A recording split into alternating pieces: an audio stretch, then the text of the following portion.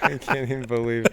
Anyways, not the production's fault. This was all 100% me. But you know what? At that moment, I was like, honestly, it's like, Jared, these are the moments that remind you of like, you're getting a little cocky.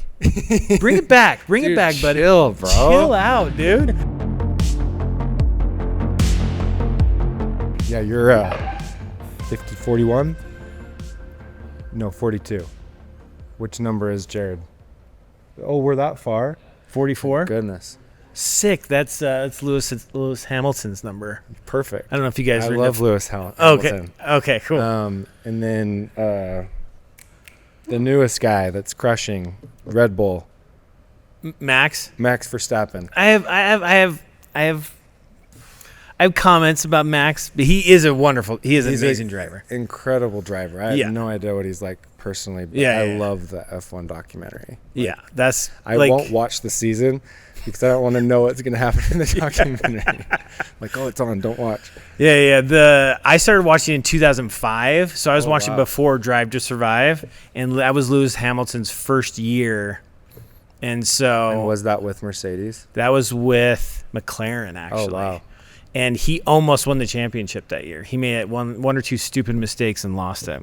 Dude, he's been good for so long. Yeah, he's amazing. I have no idea what's going on with Ferrari, so don't spoil it for me. Oh, yeah, no. I won't say anything. I've been completely out of it, but I know him.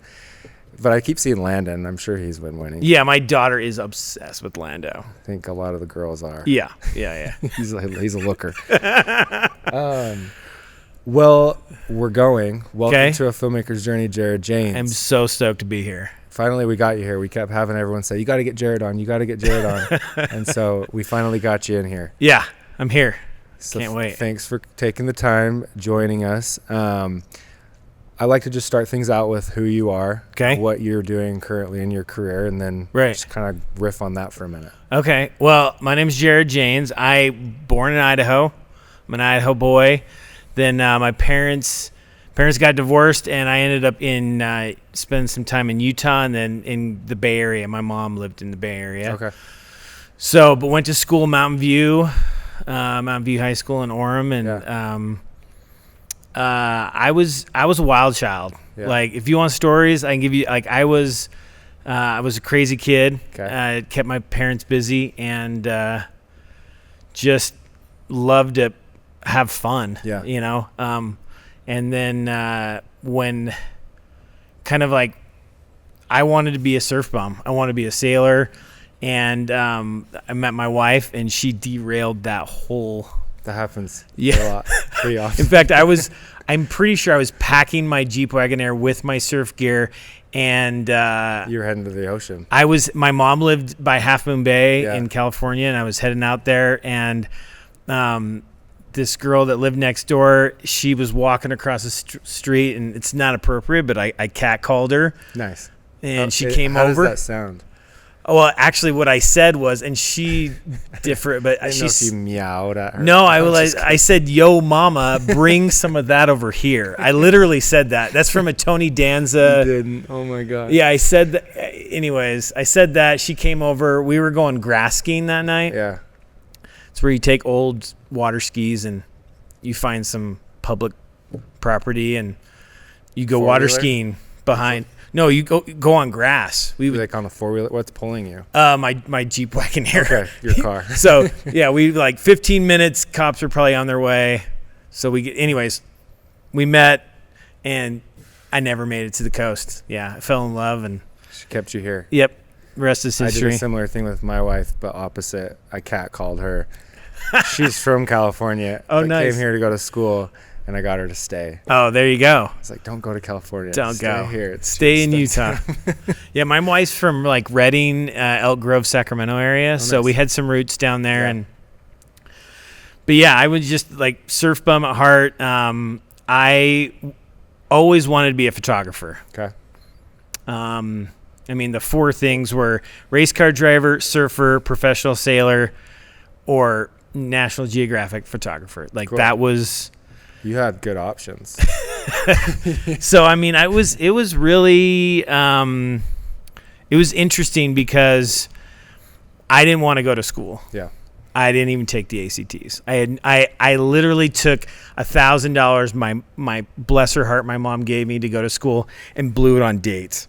Dude. And then like tried to like get out of the fact that I had no grades to show her at midterm, and like where did that money go? You did put her through it, man. Yeah, and so me and my wife got married. Was and that $1,000 dates going towards your wife, or was it multiple women? This is pre Carrie Lynn. Yeah, okay. This is pre. Let's clarify that. Yeah, this was and honestly, like I was trying to live in the moment, and I was having fun, and I had an okay job, but I did a walk-on. I played lacrosse in high school, was a swimmer, and so I was kind of done with I walked on to UVU, spent a week in Hell Week, and I was like, this isn't for me, you know, and I was like, I'm out. Okay. So, I loved windsurfing. I loved kite surfing. Kite surfing had just started in like 98. I kind of got into that scene in Utah. Cool. And when me and my wife got married, I was like, we started having kids, and I was like, photography I don't think's gonna support me. Yeah. Like, so were you doing it at that point? Like, were you?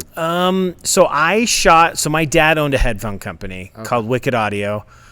And he just has sold the company, just retired. But that was a big part of growing up, was audio, and so he had hired me, and things were going well there, and but then all of a sudden he had all these SKUs leave Target and Walmart.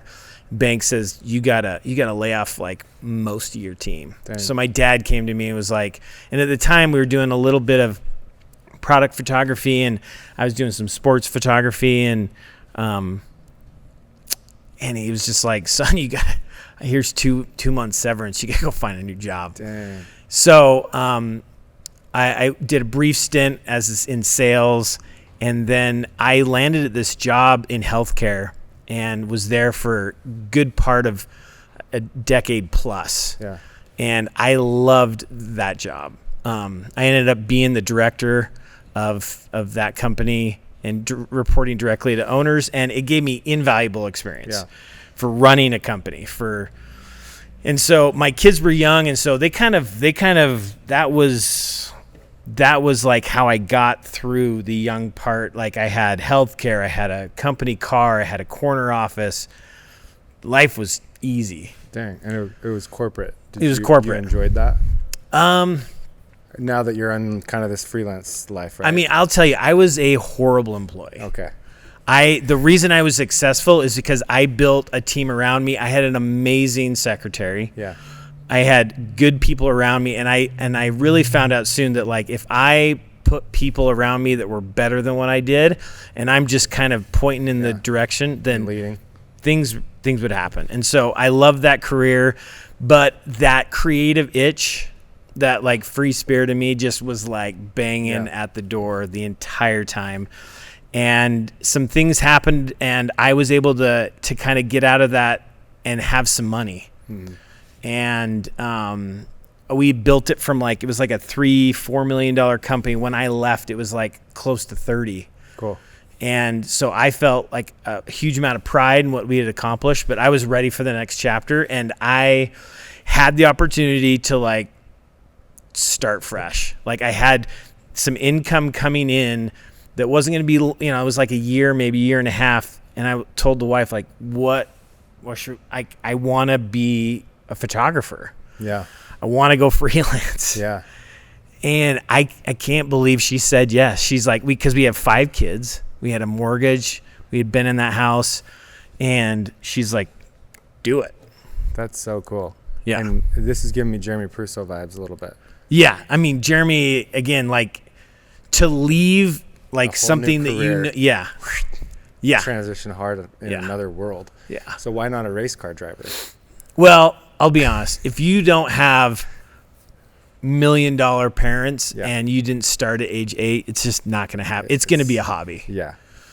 I mean, even some of there's some famous actors that started racing after they made their money. Yeah. That just never that made it, that went to Le Mans, did big things, but it wasn't something, and don't get me wrong, there's tons of racing motorcycle stuff that happened while I was doing this. Mm-hmm.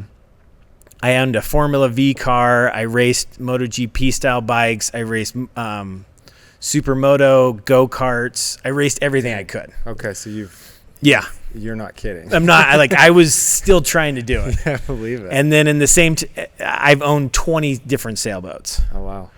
So all these options you had, you were definitely entertaining them quite a bit. I was trying. Yeah. And then when I started into the photography, I was just like, what's my identity? What am I doing? Yeah. I'm doing weddings. Am I doing sports? I was out at Larry H. Miller shooting big events, and that was great. Yeah. I had some really fun stuff out there, but again, it was like financially, it wasn't there. Yeah. So, a buddy of mine, a very good buddy of mine, Cameron Randall, called me and was like, "Hey, I know you're into photography." He lives he's a DP. He lived right around the corner from me, still does. And he was like, I got to shoot. I know you do photography. Can you come shoot BTS for us? Cool. Charles Eunice, Kyle Rainey. I mean, there were some guys that had been in the industry for 10 years at that point that were going to be on the shoot. And he was like, these are guys you need to know. But at that point, I didn't even know I wanted to be in film. Yeah. I was still photography. Yeah. And so then I go to the shoot, and side note, this is crazy. I was so excited to get in this car with him to go to a movie set. I forgot to put a shirt on. You did not. You literally. No, I literally looked down, and I had a zip-up sweatshirt with no shirt. Okay. And I was like, Cameron, we got to turn around because I don't have a shirt on. Did he not say? He's just like, wow, this guy's really. He just didn't. I just jumped in the car and threw my gear in. And but you didn't have a shirt on. I was like, dude, we got to go back home. I don't have a shirt on. That is so funny. So, anyways, and that kind of got me into the world, and I hung out with him a lot. He brought me on, and then I started to progress, and I just was. I don't know. This is a tangent. You want me to keep going? No, I'm going to keep going. I have a lot of questions to pick this apart. Okay. But I want to kind of get to what you're currently doing. Okay. I'm going to try and get there. Because just scouring your Instagram, dude, you've worked on so many amazing sets. And there's a lot of things that you've done that I didn't know you were a part of that I've seen other people post about. Oh, okay. Yeah. And so I'm excited to hear your title currently and what you're doing. Okay. But we can continue on this road. I will try and get there efficiently. Let's go. So basically I had this kind of whirlwind, and this is 10. So I've been in freelance 10 years. Yeah. My first 5 years was kind of crazy. We weren't making a lot of money. We were making ends meet. I had to a couple times take some part-time stuff, and my wife went back to the bank and was working at Chase. So we had insurance But I was like, hey, I want to be a photographer, but I love being on set. I absolutely loved it. Yeah. And so when I kind of felt that, I was like, hey, what do I do with cameras? And I was like, I want to be a DP. Yeah. So I'm going to be a DP. You go through all those things. You get a camera, you get lenses, you get all that, and then all of a sudden you were the guy in charge, right? You're the ones calling the shots. All the pressure's on you. All the pressure's on me. Next to the director. Right. And I had been the boss for over a decade at my healthcare job. Yeah. And I did one job where I was the DP. It was like a $20,000 music video. Okay. It was like the biggest budget. This is for that job you had. No. This was after I'd been freelance, and I'm trying to leap into the DP world. Your first DP gig was that. Yeah. And I was like, I don't want to be in charge. Yeah. I'm done being in charge. I want to be a part of the process, but I don't want to be my identity when I started kind of getting closer to it was, how can I provide my family with the livelihood that I want to provide them? How can I spend time when I'm home with them? But then when I'm on set, I'm still a part of making those images. Yeah. And so there's like a brief period of my time where I wanted to be on set more. I didn't want to edit anymore because, I'm doing the one-man band thing and I'm editing here and trying to, it was just, you're just hustling, trying to get there. And I was, so I started doing sound. Really? Did sound for 4 years. Just to be on set, not be in charge, be around the people. Yeah. And it gave me the opportunity to watch other gaffers. Yeah. Watch people on set, watch people, and that was invaluable. Totally. And again, it was seeing the dynamic. I also got to hear producers because I got microphones everywhere. Just listening to it. So listening and observing, and it was invaluable. I had I met this guy on a set. His name is Joe Sanchez. Funniest dude from Spain you've ever met. If you ever have a chance to get him in here. Joe Sanchez. He is a firecracker and taught me a lot. Does he live here? He lives in Vegas. Okay. But he's amazing. Anyways, he kind of helped me get into like actual sound. Okay. Not just like actual sound. He literally was like, I'm selling my gear. Give me $200 a month and I'll give you a pro setup, like a $10,000 pro setup. Wow. And I'll get you in and help you. Yeah. So he mentored me for like 2.5 years. That's how I got onto like a bunch of big sets. I went to Mississippi and worked on something that Scorsese was the executive producer on. So I got a lot of big set experience real quickly. Yeah. And then, but I still was like, I still want to be a part of making those images. Yeah. Because sound is definitely removed from that. Yeah. Sound and sound is a thankless job. Yeah. Oh, absolutely. And then everyone also gives you the most shit. Yeah. 100%. Hold for sound. Yes. Oh gosh. Yeah. We go again. I mean, it's sad because it is so important. Yes. But the other thing is you don't get to defend yourself. No. In post, you're not sitting there being like, well, this is why we made this decision sound-wise. No one cares. It just sounds bad. Yeah.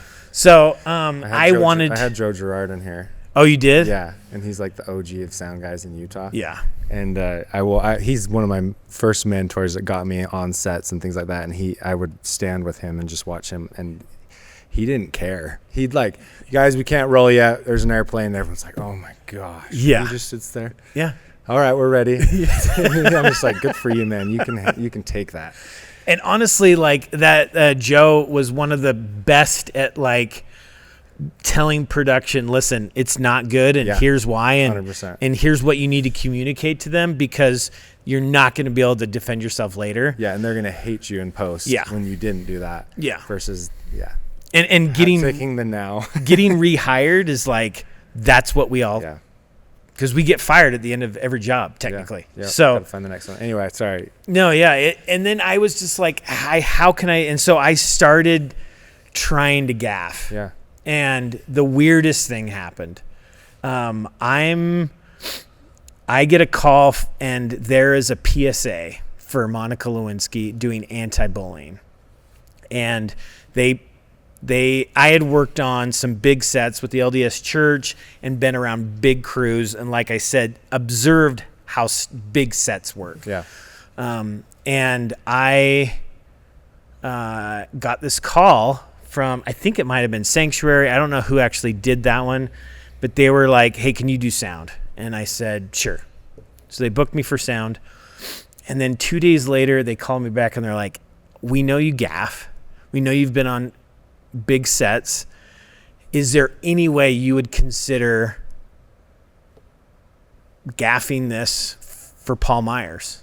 Wow. Who's like one of Utah's premier DPs that's ASC. Yeah. He wasn't ASC at the time, but I was like, you know what? I said, I don't know. I was just like, yeah, absolutely. If I can get a good tech scout with that dude and we can walk through, I can execute that. And so I picked up some crew and they were all, and and it turned out amazing, and it went viral. And I met Cole Webley for the first time. He was directing it. Cool. And then as soon as that happened, it kind of legitimized Jared can gaff. Yeah. So I started getting calls from Jacob Schwartz and who I love, and he is also another one of the guys that really helped me kind of elevate, and kind of through there I'm just like, forget DP, forget sound. I want to be a gaffer because I want to be a part of making those images. But at the end of the day, I want to pack my truck. I want to go home. I want to spend time with my family. Yeah. And not have the pressure of being in charge. Yeah. It's a great position. It's great. Yeah. And honestly, I don't know if I'd trade it. I don't know if someone called me up and they're like, Jared, we know you're a gaffer, but we want you to shoot the next Marvel. I'd be like, listen, get me a good parking spot and I'll be your gaffer. Yeah. Just get me a good parking spot, totally. at the back lot. Most important. So you're a gaffer. So I'm a gaffer. And I am a gaffer. That is what you've been doing for how long? So I would Officially. say I've been gaffing ever since I went freelance, because I was one-man banding and I was lighting my own sets. And when I was doing product photography, I used continuous lighting, so I lit all of that product photography. Yeah. So the transition was good, but I would say, like, when I sold my sound gear officially in 2000, I think it was 22. Okay. But like that job with Sanctuary happened in 2018, 2017, somewhere in there. And so I was doing both. And then COVID hit, and all of a sudden the Sound Gaffer was born. I could do both, and it got me onto even more sets because they were looking for small crews, someone who could light an interview and then throw a boom in the air and Which get is a good great duo, because you're not gaffing when we're rolling. Exactly. So it's great. So it worked out, but then eventually I became a diva, and I was like, I can't do both. I can't, because my guys there was a couple times my guys would see me light a scene, and then I'd go and put my sound kit on, and they were like, dude, your face gets so sad. No. I was like, no, I gotta do this, because it's like using these big lights and condors and fly swatters and all this fun stuff, and then put on my sound. Now, every sound guy in Utah, I love them. Yeah. And it's amazing because they do a job that has to be done, but for me personally, being involved with the creation of the image is what I live for. And it stems all the way back to photography. When I was 14, there was and I'm not going to get emotional, but there was a camera that sat in my stepdad's den, and I was not allowed to touch it. And I really wasn't allowed to touch anything in there. Yeah. And when I turned 14, he gave me that camera. Really? And he said, go take pictures. And did he see some interest in it? I don't know. I was only 14. Yeah. I mean, other than me begging him to go to Blockbuster, that was the only kind of film thing in me. My dad always was would always see everybody, because it was in the 90s, and they see everybody with their new camcorders, and we're watching someone's play at school, and all the dads their eyes are in the camcorder. He's like, Dad, Jared, that's why we have brains, so we can remember stuff. Yeah. And so we didn't really, bless my dad's heart, we didn't have camcorders. There was not me running around making movies when I was a kid. There was none of that. It was Blockbuster, and that's it. And so, when I was 14, he gave me that camera, and it was just, I don't know if he was just trying to be and his father had given it to him. Wow. And so it was so I took thousands of pictures. And that's the other thing is, my parents, I have shoebox after shoebox of images that I shot from 14 on. I was like, who paid for all this stuff? Yeah. And my parents must have. Yeah. Because I didn't have any money. So, if you think about the amount of rolls I shot from 14 to when I graduated, it was maybe thousands of rolls of film that and it was I self-metered. I looked at the sun. I looked at boom, boom, boom. And I got the knack of it. Yeah. And so that's why I wanted by the time I was 17, I was I want to be a photographer. Yeah. But that all stems back to when I was 14. I got that camera, and it changed my life. What a full circle, like, story. That is really cool. Like, you just went all the way from the beginning to the end, and now we're back to the beginning. Yeah. I don't think we could have planned it any better. And I really want to kind of dive in. You got emotional when you talked about that camera. Yeah. And there had to have been something there with your dad. Maybe it sounds like you weren't allowed to touch a lot. It was like, here's your camera, son. Well, I mean, so... Why'd that mean so much to you? Well, probably because... So, when my parents got divorced, they both got remarried. Okay.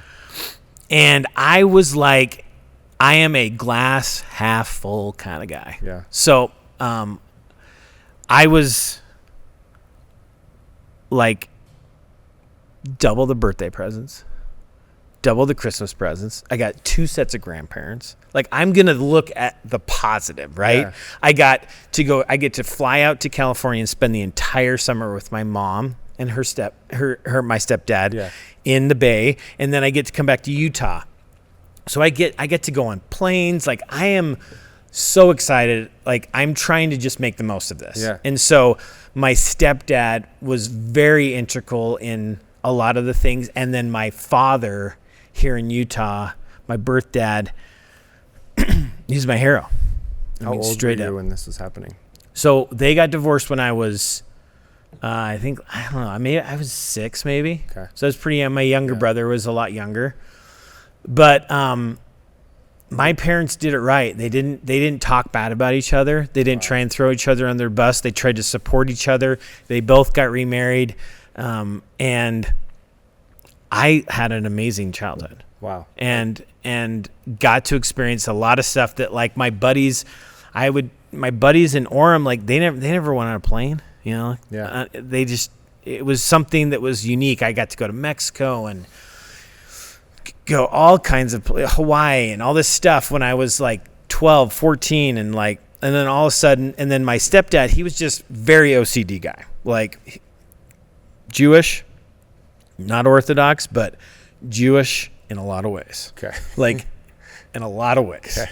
And so you just didn't touch his stuff. Yeah. You know, Okay, so I mean, he was the kind of guy that when we were almost done eating at the table, like he's pulling your plate out and washing it. Like, it's like he's vacuuming underneath your feet while you're watching TV. Yeah. And so just him giving that to me was an amazing. Your stepdad gave it to you? My stepdad gave it to me. Gotcha. Yeah. But then, like, I mean, my father, I literally, I do not know to this day who paid for all that film. Gotcha. Like thousands of rolls, and they developed it, and I have doubles of everything. I have shoe boxes through that I can just go through all these and just. So cool. Yeah. So. And you said that your birth dad is your hero, and I kind of cut you off at that point. Well, he's my hero for a lot of reasons, okay. But he has this way of just being there, but not being too there. Yeah. He let me be me. Yeah. Like, looking back, he let me be me as a kid, and I needed that so much. I needed to be wild. I needed to, like, get in trouble. I needed to get hurt. Yeah. You know, and he let me do that, and now as a dad, it's terrifying, you know. I've got older kids now. I'm thinking of my kid, and I'm like, dude, I have to be that same way with my son, and it's hard. It's so hard. Yeah.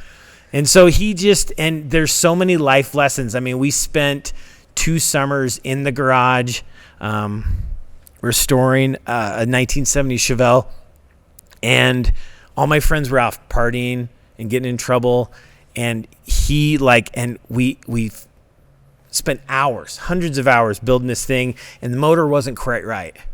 And instead of my dad saying, it is what it is, he's like, we're going to do something, we're going to do it right. So we tore that motor down, rebuilt it. I think we rebuilt it 3 times. We ended up with like a 600 horsepower naturally aspirated monster that all of my friends, the entire neighborhood, would come to our garage when we would start it up for the first time. Whoa. Yeah. I mean, and it was just... So, like, there's so many stories like that in my life where my dad and my mom and my stepdad and my birth, like because I have a stepmom, and what's crazy is like going through, I tried to have as much respect. When I was with my birth mom, I called her mom. Yeah. When I was with my stepmom, I called her mom. Yeah.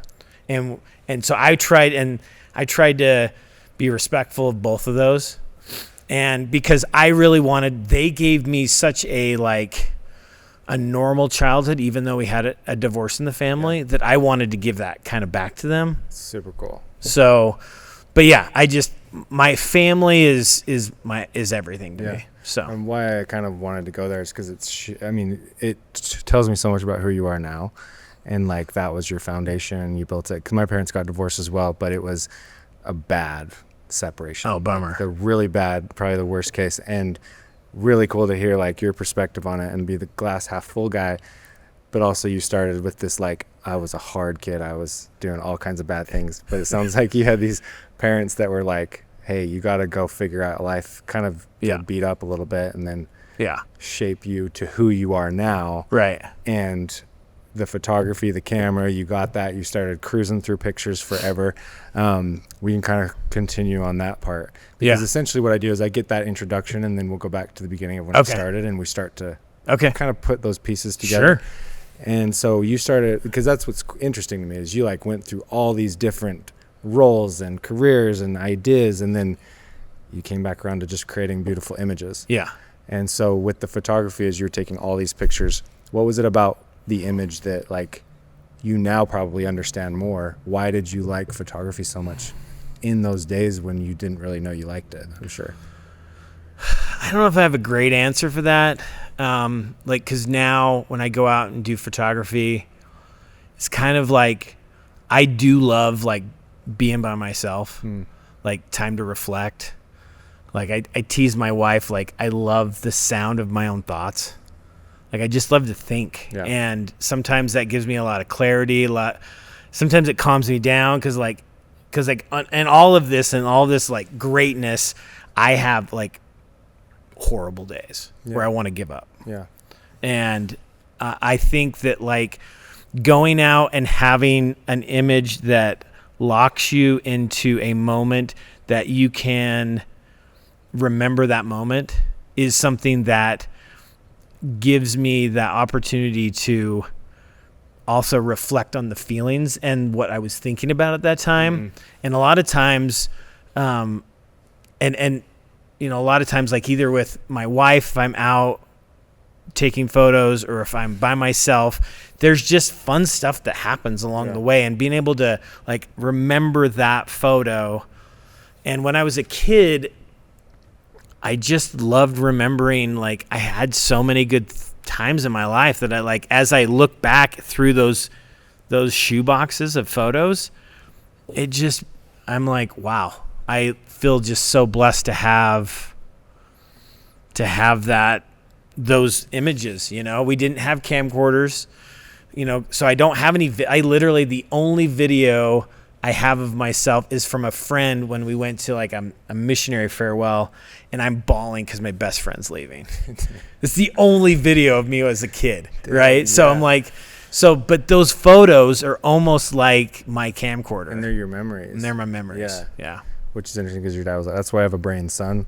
But then it's like, I've noticed that because I take a lot of videos of my kids as they've grown up, and it's like those are the memories. Yeah. And when I think of the videos when I was younger, like that's what I remember in my head. Right. So they kind of keep those memories going.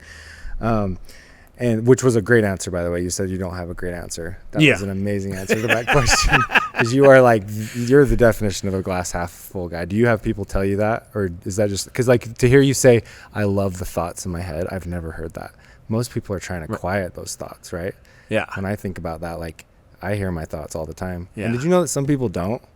Have you heard that before? I have heard that, but I'm like, it doesn't make sense to me. It doesn't, because like literally I will be driving to set. Yeah. And I like 90% of the time, nothing. Yeah. I just want to listen to the sounds of my own thoughts as I drive. I'm thinking about what's the first setup, what's something funny I could say to the director, what's the prank I could pull. Like I just want to think.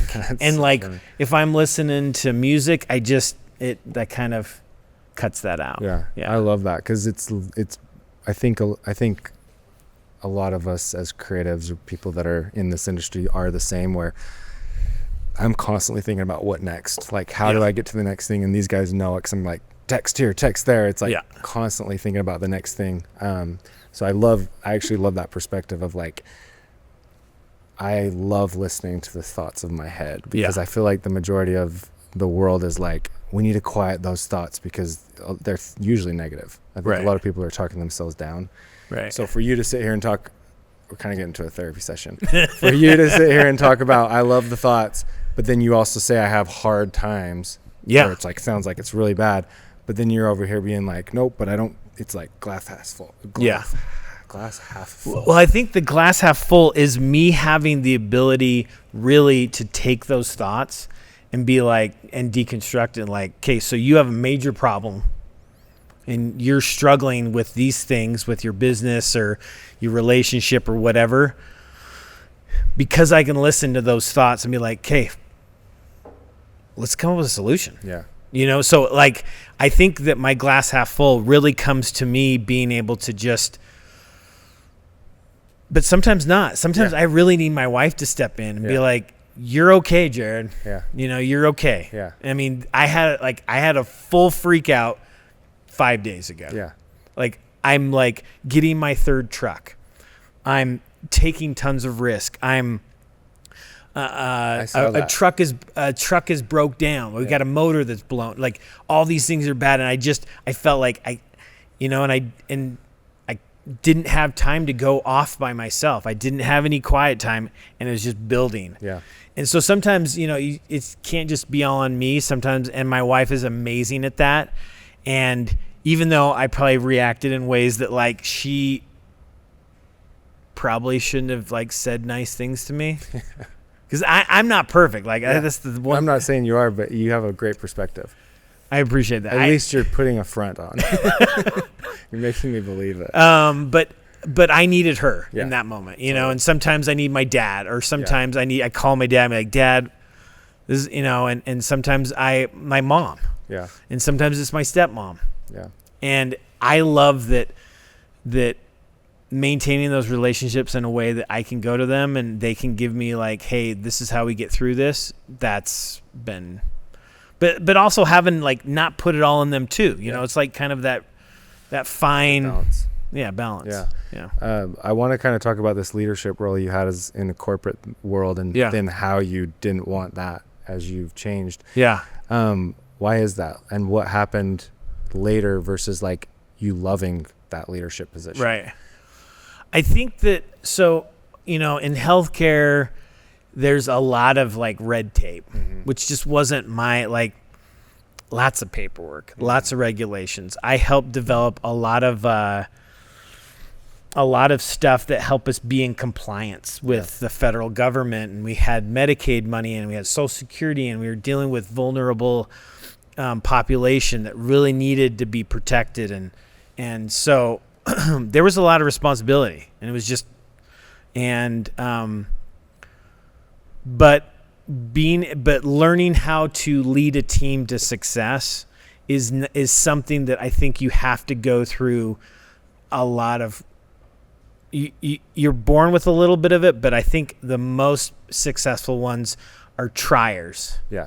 They keep trying. Yeah. They keep going out, even if you fail. I mean, that's the one thing in my life that I say that I probably am the best at is I can fail 1,000 times, and it's fine. Yeah. I have a fishing story about that we can talk about later, but okay, we'll tell about it. Is it about leadership? It's about leadership. Dude, let's go down that road. So I think it's important because... Yeah.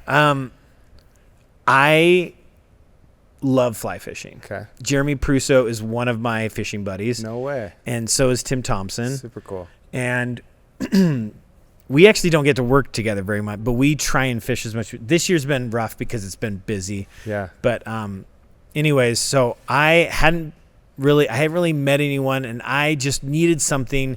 I wasn't doing any photography at the time. I'm gaffing, I'm grinding, trying to build my business. And I'd say to my wife, like, I need that time alone. Yeah. And so I'm like, I'm going to start fly fishing. And You just took it up? I just took it up. Well, actually, before that, for some reason, I would go into pawn shops randomly, and I love vintage. I know, it's weird. That's so funny. No, I love it.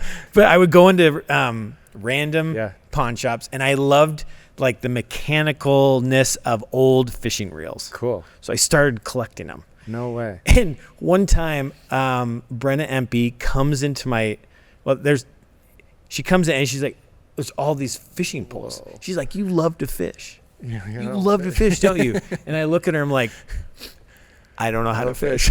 Is it like the sound? No, it's just like, it was something cool. It was just, they were like anodized aluminum, like these fancy pen reels that are for catching sharks. And I'd find them for $25 at the pawn shop. And I just started collecting them. Then I found these big ocean, they're called surf casting rods, like 14 feet long. And I just started collecting them. But I literally had never been, like, my cousin took me fishing when I was a kid, but I was never really good at it. So I just started collecting fish. So at some point my wife was like, you maybe try, you got all this fishing stuff. Maybe try go fishing. Yeah, let's use those. And so I started up to get into the leadership part of it here, but I went up Provo Canyon and watched some YouTube videos and just started fly fishing. Mm-hmm. Bought a rod, reel. I went an entire year, 12 months, and did not get a bite. Whoa. Not one bite. I didn't know what I was doing wrong, but I kept going back. And I was like, maybe today's the day. Yeah. And my wife was like, maybe you should hire a guide, like someone to teach you how to do this. And and so like literally month 11's rolling around and I'm getting discouraged, but I'm like, Jared, you just got to keep trying. Yeah, that's interesting. You got to keep trying. You got to keep. And a lot of times it's like Dory, it's like you keep swimming. Keep swimming. Which is ironic because I was trying to catch Dory. they just kept swimming. But like it was like late November. I was up there and I caught a fish and I got it in the net and I called my wife and she literally was almost in tears and so was I. Because I was like, she's like watching you try so hard. Yeah. And that again was like, Jared, you can do it. Yeah. You just got to keep trying. So that's like my mantra is just keep going. Just keep going. And let the world tell you, like let the circumstances tell you it's not right for you. Yeah. And maybe you get beat down enough that you quit eventually, but and there's, don't get me wrong, there's plenty of stuff. I have so many toolboxes of hobbies I've started and stopped, and the toolbox is still up on the shelf because I quit. Yeah. But anyways. You found peace though, I'm sure, that time alone. Yeah. So there was like this probably benefit to you continuing to try. Yeah. Dude, I gave up like 3 times fishing and I never caught anything. My buddies are all catching things and I'm like, what is wrong with me? Am I putting out a vibe? Like filling it in the rod and the line? Yeah. And I just stopped and my kids would love to fish. I'm like, I just don't know how. Yeah. Like I can tie. Yeah. Anyway. Yeah. I mean, I needed something though that was completely detached from the film industry. Yeah. Like because so many times, we find, and then that hobby becomes part of what you do every day. And it's not like, I just don't feel like gives you that time away and that decompression and that reset that you need. And so fly fishing for me was that thing. Yeah. And so to tie it back to the leadership, like when you're leading, you're just continuing to try things. And it sounds like you had really good success with this business, leaning into leadership, and you built a great team. What kind of qualities did you bring to that you may have learned about yourself as you were leading teams and growing? I think it was just not being afraid of bringing people that are better than you. Yeah. Surrounding yourself with guys that are really talented, getting them in the right position for what they're able to do, and then giving them the support and training that they need to execute. And then creating an environment that they want to come to every day. Yeah. Because, I mean, there's something to be said for enjoying what you do. If you go to a job and you're like you don't want to talk to the secretary, you don't want to talk to your upper management because you dread those conversations. There's no support. There's no there's no feedback that's positive. It's just the grind every day. Like you're not going to be there forever. You can't, the human mind can't endure that. And if it is at some point, it's just, you're going to break. And so I tried to make it fun. I tried to bring back me as a teenager in that office. We did crazy stuff. We had fun. I literally installed an intercom system where I could get on the thing and make announcements and just be goofy and funny, because I thought it was always, we had a principal in elementary school that would like make crazy announcements. I'm like, that would be fun. Oh, that's me. I want to do that. I would do that. So I'm sure people just love to work for you and with you. I just, that's my goal. Yeah. Is let's have fun. Yeah. With the leadership, oh my gosh, when you're hiring people that are like really good, I think the first thought a lot of people might have is, well, what if they take my job? Yeah. Did you have how do you balance? Here's the thing, is the reason I'm not at the healthcare company is because I hired a dude that was way better. Yeah. And he's still there. Yeah. And he's killing it. Good. And I'm super proud of him. But when I left that, he made sure that I knew what I was good at. Cool. And he's like, Jared, every time we have some sort of creative thing, a new website, new logos for the sides of the building, you're there. You're involved. It's like, if anyone can make it in the creative space, it's you. And then I left, and I've never regretted hiring him. Yeah, and that puts you kind of on this creativity trajectory. Yeah. So were you actually doing photography during all this time? I was kind of moonlighting in photography. I mean, when the 5D Mark II came in, because I was shooting film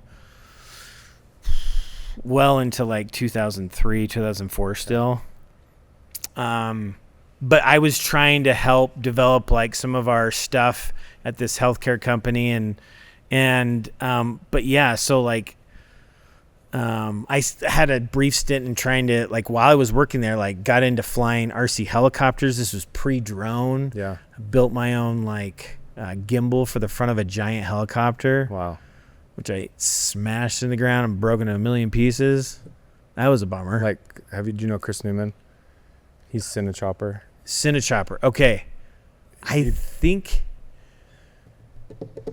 don't know. So there was a dude, I don't remember his name, but in that space, like 2000, and maybe it was him, but I think it was Cinechopper. Anyways, I hooked up with him for a couple of jobs. He did like a UTA front runner had just started. Yeah. So he was doing some work for them. He was like one of the first people to like start getting hired as a drone operator. I think because he was building these massive octocopters. Yes. Like, and they had wires everywhere. Yeah. Like, super complicated. I have him in here, and the first time I met, he was still flying like a regular single rotor, like giant helicopter. Wow. Yeah.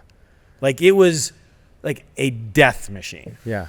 It probably was, because he was telling me about all the things he would build, and I think his first one was like a helicopter. Okay. But it sounds like you were. But I was flirting with that while I was at the healthcare company, because and they could, I was like, I need something. Yeah, you need some creative outlet. Yeah. So then you obviously went and pursued that. As you started to transition to freelance and started to think, I want to be a photographer, and your wife was like, go do it. Yeah. What was your conflict?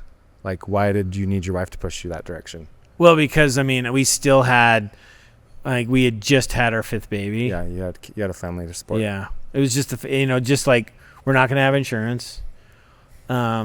We have like enough savings and money coming in to last us a year and a half. So like, there's like, or get off the pot moment that's gonna come up at some point, and honestly, like, it was a complete, even though I had my foot in the door, like I knew about, it wasn't like I'd never seen a camera before, but it was a completely new career, and it was one where it was my own destiny, and the reason I'm wearing this, do you know who this is from? Do you know this is OG Casey Neistat. I was about to say Casey Neistat. He has it tattooed on him. I was gonna tell you I love that sweater, and I love Casey Neistat, and used to watch stuff, and harder tattoo, man. So when I started freelance, he started his vlog. Got it. And I didn't really ever want to be a vlogger, but there was so many things that he brought out in that vlog that were like, wow, fascinating. Like just his concept and the way, and I was just like, so I kind of followed his journey and tried to pick out the parts that worked for me and just integrate it into my workflow and so that. Yeah, I mean, the conflict was not should we do it, but can you do it, and can you do it and support our family? Right.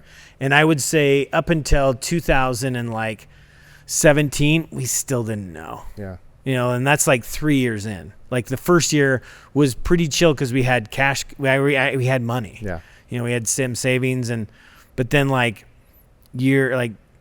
but things started happening. You know, like I started meeting people and getting on sets, and opportunities were presenting themselves, and so she just kept letting me do it, even though we were like, shoot, do we need to go get a payday loan to make it was bad, you know, and like what about insurance? Mm-hmm. Like that stressed my wife out, and you know, she ended up going to Chase, and that was a really good thing for us because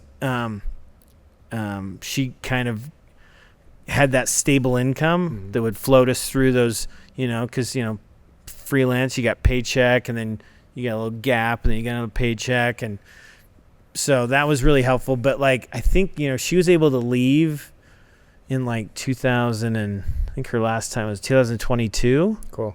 So she hasn't had to be in there. So it's just, we're making it work. You just kept trying. Just kept trying. I love that. Just didn't give up. And do you have some photography that we can look at pre-Gaffer? Like, is it on Instagram, or do you have like a website? It's so if you can see the transition on my Instagram. I was cruising through it, and like because it was a lot of photography, and then all of a sudden it was a lot of like video sets. Yeah. So I mean, most of that is like. I love this new feature, by the way. When you look up Instagram on the internet now, it widens it out. It used to only be 3 pictures, so it's like so much nicer. But like, so if you keep going down, I would say like up there. Dude, like, was that James Stewart? That's James freaking Stewart. I was down. That's who was number 2? That was. I was about to ask that. It's not Jeremy McGrath. No, it's not Jeremy McGrath. But that was it. Ryan Dungey? I don't think that was. I think Dungey. Dungey's the 1. Dungey's the 1. I think 2 was. Who was the other guy that? Not Ricky Carmichael. Was Ricky Carmichael number 2? No, he was always 4. He was always 4. I don't know who number 2. We might have to. He looks fast. Yeah, no, like, you know, so I like getting the opportunity to shoot this kinds of stuff, and this was when I was like doing just photo. Yeah, and like how did you get these jobs? Like, as you started to meet people, you were saying that like things were starting to happen. Right. So how did you get into like something like this? So honestly, the guy that I hired that ended up taking my job, his name's Travis Child. Hopefully he watches this episode. But he races motorcycles, cool. MotoGP style stuff, and runs a thing called Apex Track Day. Cool.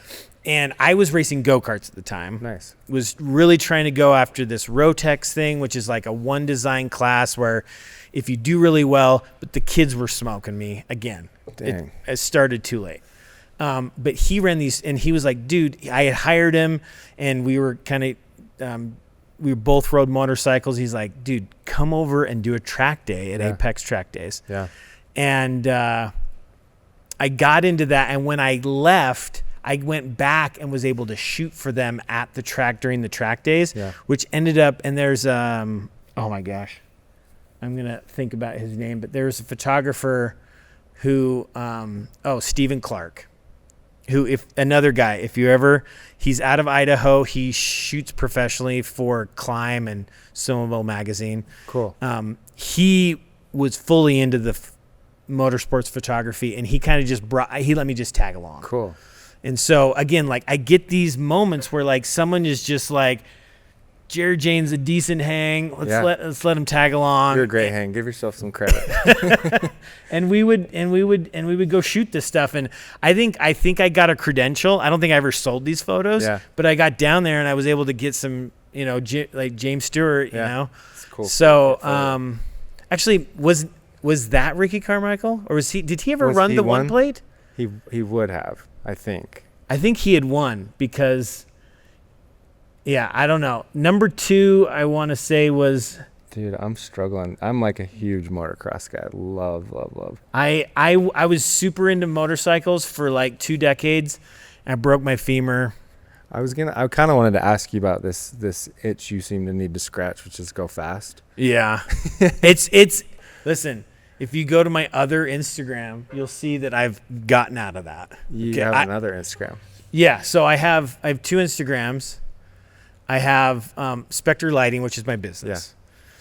But then like a year, it hasn't been that long. Actually, I think it's only been 8 months.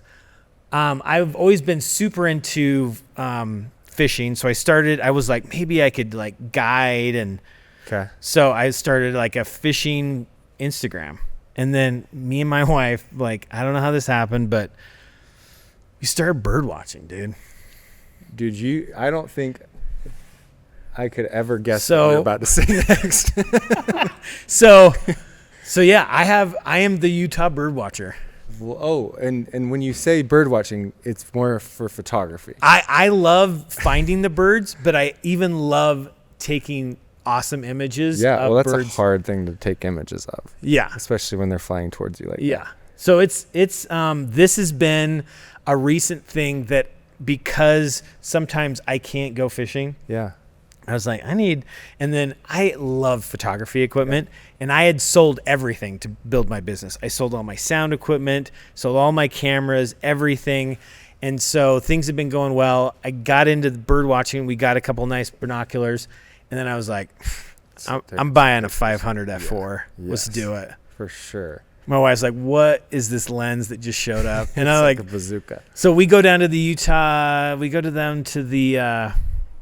the new Delta down in Provo. Yeah. And like in 5 minutes, I can be around like a lot of this stuff was shot close to my home. This is recent too. Yeah. Sounds like this is a hobby that you're still doing. Yeah. Cool. Yeah. So the Utah bird watcher. It's honestly, and this is another thing where like to get this shot, I spent an hour and a half slowly drifting my one of my little fishing boats. Yeah. I have like a little has a little trolling motor on it that's GPS. Yeah. And I can set it to drift a certain speed. Yeah. It took me an hour and a half to get this close because these guys pelicans don't like you to be around. So it took me an hour. So like during that time, I'm thinking about whatever, and it's just helping me bring that, So cool. Have you ever seen that video? I just got hit with it. It's like 5 years old, probably. The dude laying in the snow, and it's this black bird sitting in the snow. It's one of the most beautiful shots of a bird, and it's just in slow motion as it's snowing. Yeah. But that's what I think of. I can't imagine he's been sitting in the snow for hours, waiting for this moment. Yeah. Then it got him like 50 million views and like blew his career up. Yeah. So just thinking of that and the patience, which sounds like you have. Yeah. With fishing, try, don't give up. This is a perfect career for you, man. Yeah. I mean, well, like, here's the thing. Again, going back to when I was a kid, going out and, like, honestly, if I someday got an assignment from National Geographic, I could die a happy man. Yeah. Like, even if it was just one. Just checking everything off. Just checking it, like, honestly, because, like, like, there's some bald eagles down by where I live. Yeah. And I go down once a week, and it takes me an hour to get to them. I have to cross the whole delta and wear waders, and look at those. That one right there. Oh my gosh, so cool. I mean that. When you say, where do you live? I live down in Provo, down by the. There's bald eagles down there. Yeah. Wow. Yeah. And I've seen some people see them up at Timpanogos, the lake. Yeah. Whatever that's called.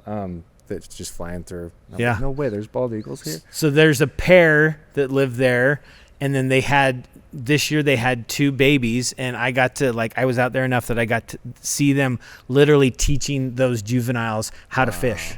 Wow. How cool.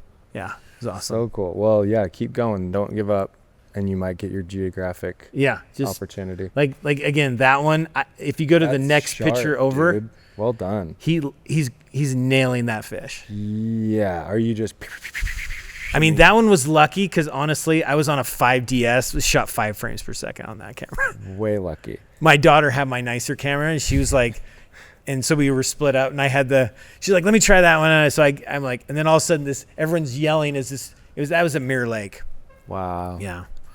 That's amazing. What's crazy about that is those birds eat twice a day. You get 2 chances to see them do that. Oh, and just a bald eagle in general. In general, yeah. And then to catching a fish. Yeah. It is wild. That one's definitely That's so fun. Yeah, super fun hobby. Wow. Just being out on the water. Again, that's why I wanted to be a surf bum, like beaches, water. I'm a water rat for sure. And so did you race go-karts, you rode dirt bikes?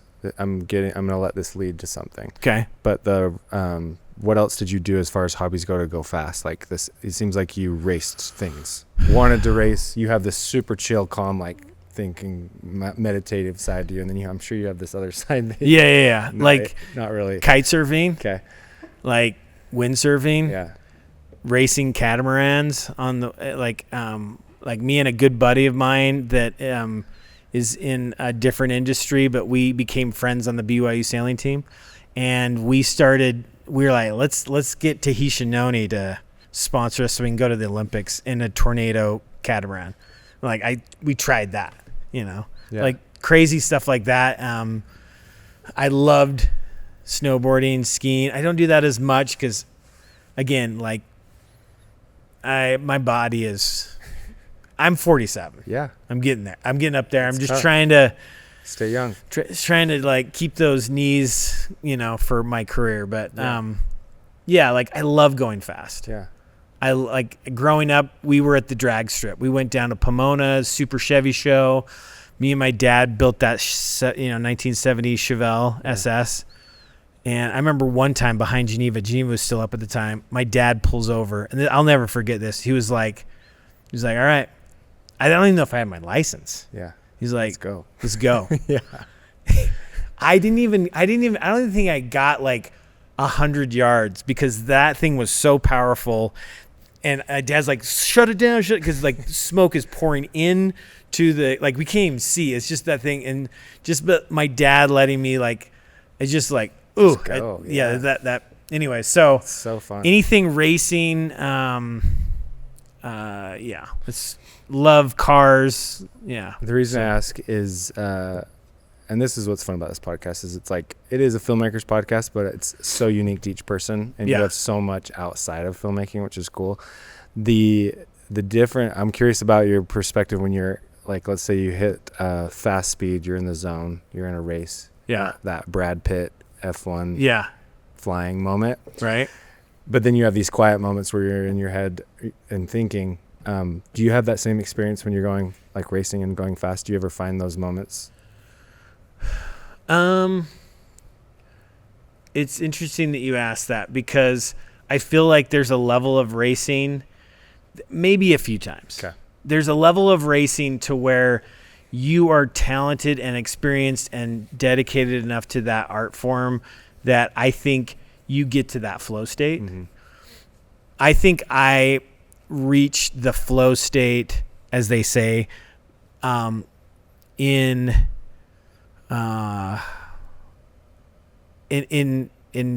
that's the thing is I can do that now through when I'm not going fast. Cool. When I'm just like by myself, just enjoying where I'm at.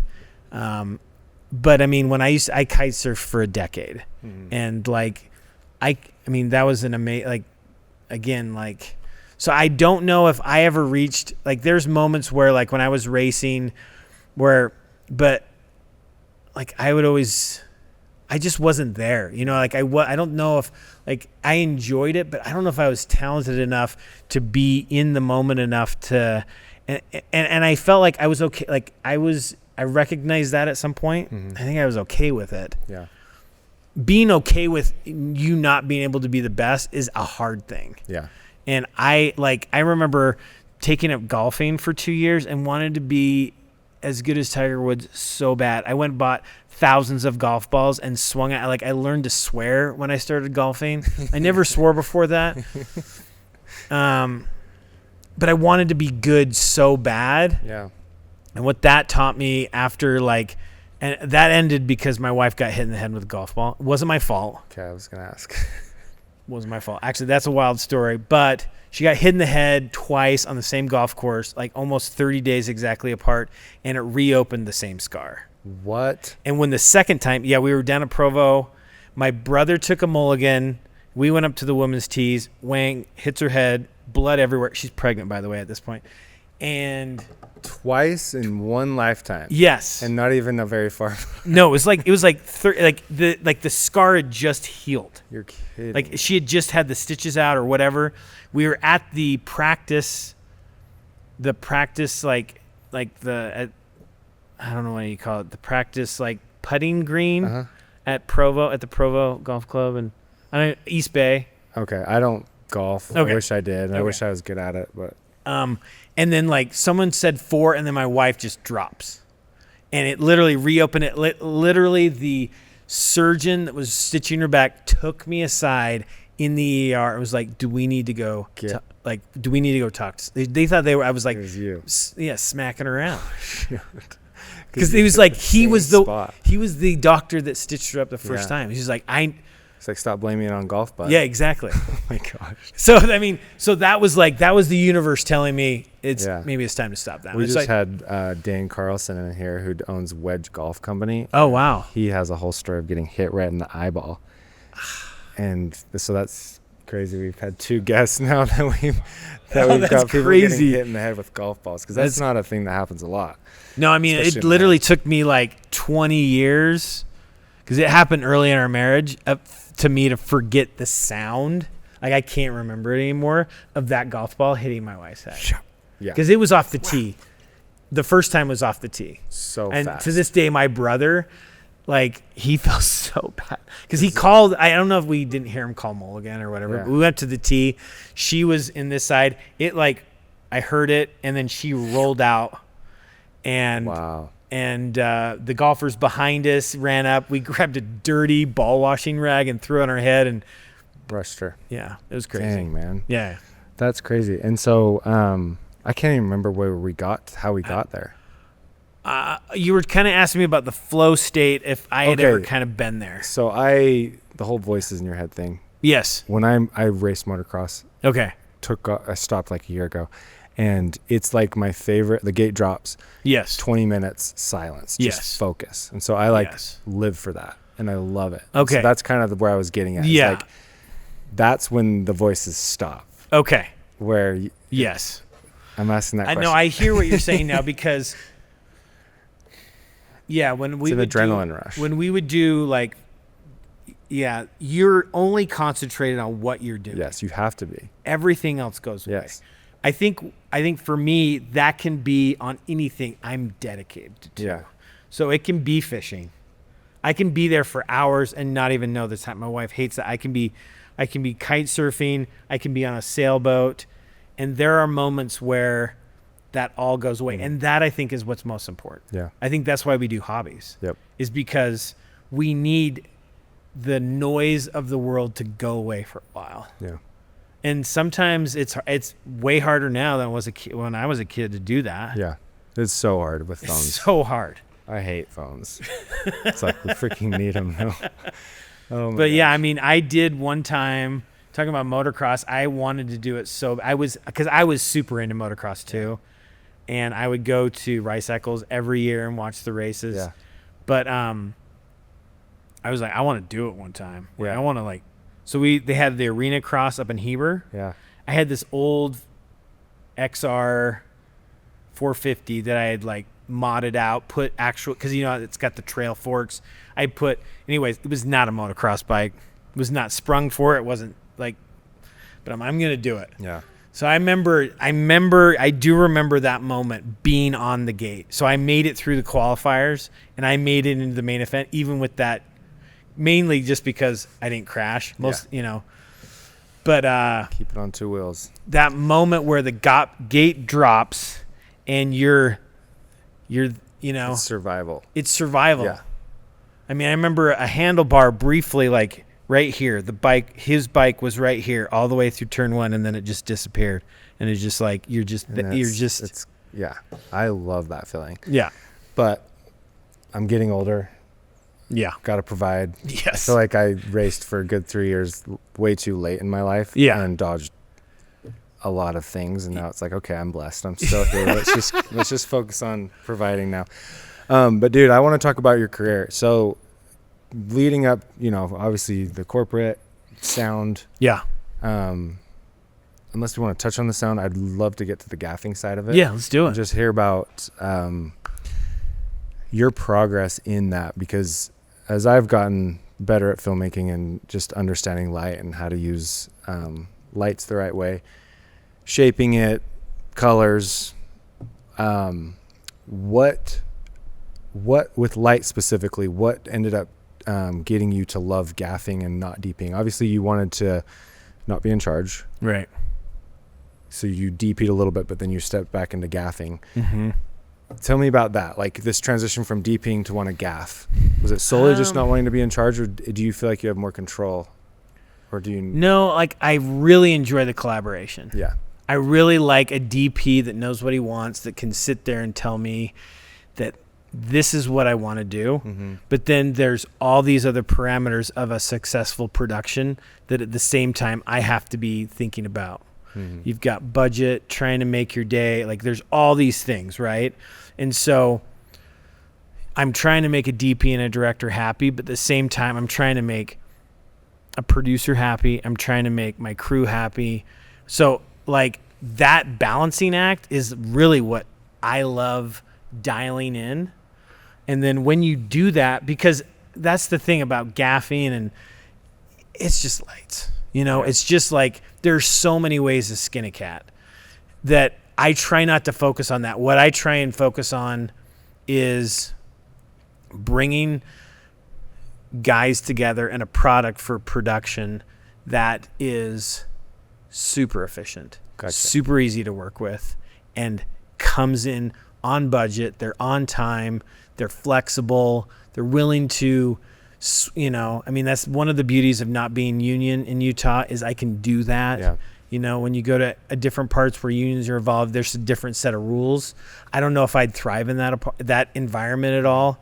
But for me is bringing not just cool lights, but bringing something that a production is going to be like, we make one phone call. Yeah. And Jared and Spectre Lighting shows up and they make it happen. And there's not a lot of complaining. There's some jokes. There's a lot of inappropriate jokes. I'll be honest. 100%. I love a "that's what she said" joke more than anybody on planet Earth. 100%. But at the end of the day, we're going to be professional. We're going to do what we need to do. So when they come up with their next project, their lives know that by calling me, their lives are going to be easy and they're going to get a good product from me. And my product is making the image with the DP. Yeah. So a director is telling their story. Yeah. So I know, like, I have dialed my place in the hierarchy, and then I bring guys on as my crew because I know what each one of them skill set is. And I know for this particular job, these are the guys I need. And it might not be the same guys. And I do have like regulars that come help me, but my whole goal is that production, the DP and the director get to where they want to be in a way that, like, if you make your day but you're $3,000 over budget, the DP might want you, but a producer might say no. Yeah. You know what I'm saying? So you can't go through it with, and you might be kind of a bit of an a-hole and to production, but you're super nice. You kind of have to you got to create a situation where everybody who's a decision maker it's a check mark. Yeah. It's a check mark for Jared. And so that's what I love, is dialing in that machine, like making Spectre lighting, making my gaffing something that is not just about lights, but as a whole, you hire me because it will get done. It will be in budget. We won't complain.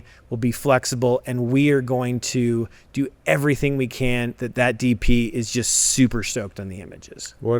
That's an interesting perspective, because I'm coming into this like, talk to me about lighting and your style, and right. Obviously you're collaborating with the DP, and I want to talk about that relationship, but you're doing it in a way different way, or at least your perspective is different. Like, you're coming at it in a way that's like gonna get you hired again. Yeah. Which is gonna, like, because you could be super good at the thing, but like if you're not taking care or making it a good set, staying in budget, then why are they gonna call you back? And I think that's a super cool perspective to actually start with that, but at the same time you gotta be good at what you do.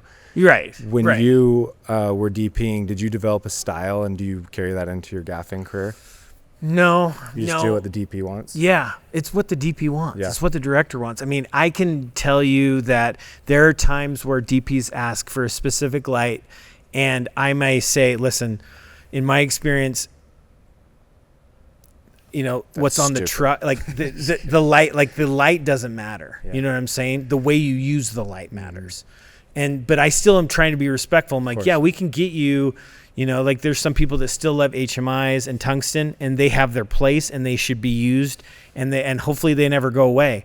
But at the same time, I also kind of want to know why. Yeah. So I'll ask the DP, like, hey, is there a reason we want, if you're shooting on 35 millimeter or 16 millimeter film just to shoot on it, I don't know why you're doing it. Yeah.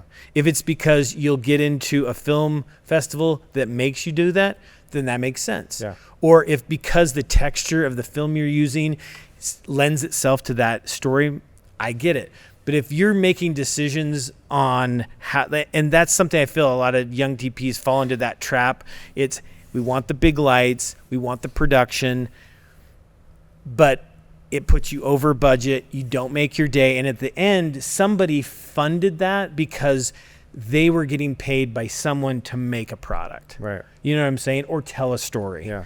And if that ultimately doesn't happen, then eventually I think you create a situation where you don't get hired because someone else was able to do that. Yeah. And there are a lot of things that kind of come along with good gaffers and good crew. Sometimes they're really good at what they do, but they're slow. Yeah. Sometimes they're really good at what they do, but they're a little sassy, or they're just hard to work with, or they're not flexible. So when I was observing in sound all these different personalities, I was trying to pick all of the positive ones and be like, I'm going to create Jared Jaynes and my gaffing style based on the fact of what I see DPs walking out with the biggest stoke on their face. Yeah. And that is being on time, making an amazing image, and being in budget. Yeah. Because at the same time, like a DP, a lot of times DPs call me like, hey, I really want this light. And I'm like, dude, we don't have it in the budget. Yeah. But then that moment where me and the DP go through what we can do with our budget to get that same look is what I live for. Like that, the problem solving is what I love. And that's why gaffing I love, because that's all you do on set is you problem solve. Yeah. And then you do it in a way that's fun, and you do it in a way where your guys are happy to support you. And it becomes something that I think is repeatable. Yeah.